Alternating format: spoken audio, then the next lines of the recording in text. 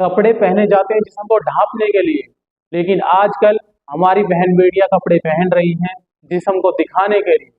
ये एक अलग ही ट्रेंड चल गया है जिस्म को दिखाने का। वरना कपड़े तो पहने जाते हैं जिस्म को ढांपने के लिए। ये धीरे धीरे बढ़ता ही जा रहा है और माशरा इस पर हुन्ना बना बैठा है।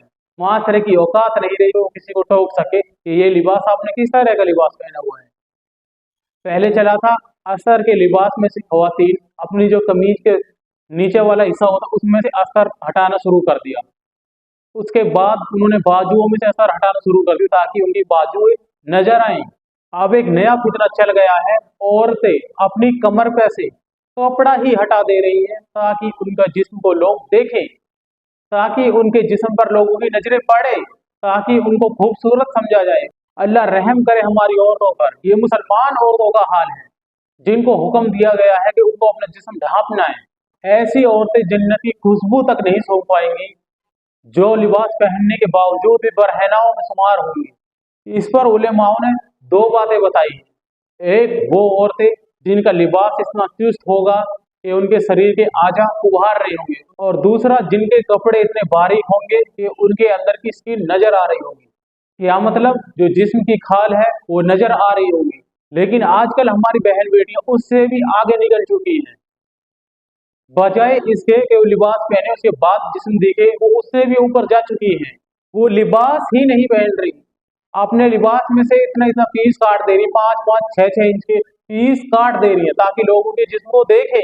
और आजकल के भाई भी बेगैरत हो गए हैं, बापों की भी गैरत निकली हुई है। वरना क्या बापों को नहीं पता होता कि उनकी बेटियां कैसा लिबास पहन रही हैं, उनकी बहनें कैसा लिबास पहन रही हैं।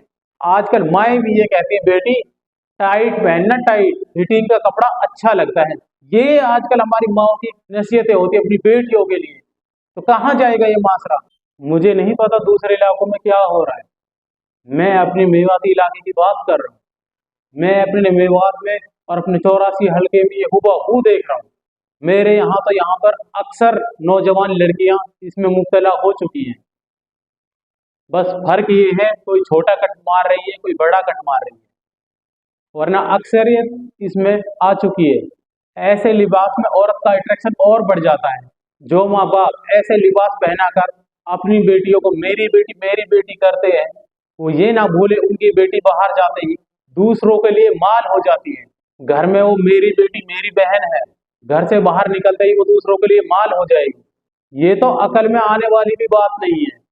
अगर उनको जिस्म ही दिखाना है तो फिर कपड़े क्यों पहने हैं, और अगर कपड़े पहने हैं तो फिर जिस्म क्यों दिखा रही हैं। ये सोचने वाली बात है। आपने कपड़े भी पहने उसके बाद जिस्म भी दिखा रही हैं।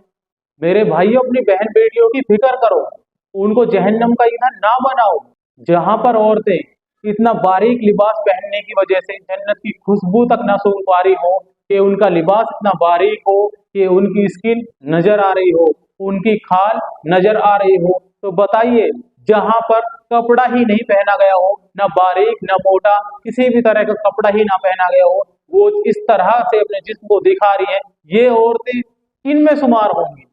अल्लाह के लिए अपनी गैरत को जगाओ। एक बाप से भी पूछ होगी कि तूने अपनी बेटियों की कैसी परवरिश की। क्या आज के बापों की रूह नहीं कांपती ये सोचकर कि अल्लाह ने कल मुझसे ये सवाल कर लिया कि तूने अपनी बेटियों की कैसे परवरिश की, कैसे उनको लिबास पहनाए, तो मेरा क्या बनेगा। क्या हमें इस बात से डरना नहीं चाहिए। एक बाप से पूछ होगी उसने अपने बच्चों की कैसी परवरिश की। भाइयों की रिस्पॉन्सिबिलिटी भी बनती है कि वो अपनी बहनों को इस तरह के अजाब से बचाएं। आजकल पता नहीं हम लोगों की गैरत कहाँ चली गई।